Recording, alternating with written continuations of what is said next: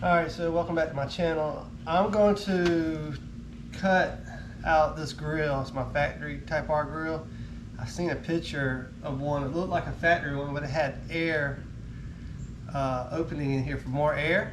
So I think I'm going to try that. I have an aftermarket grill that I purchased, but I don't know if I really like it.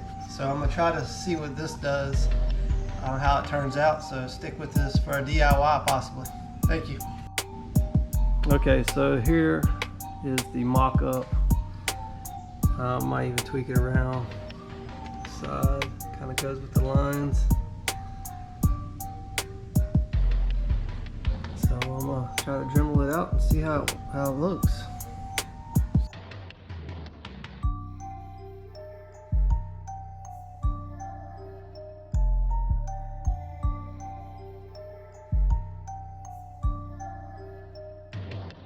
Alright, so I cut everything out and got it cleaned up, and I really like the results. So if you like this mod, you know, hit that like button, subscribe.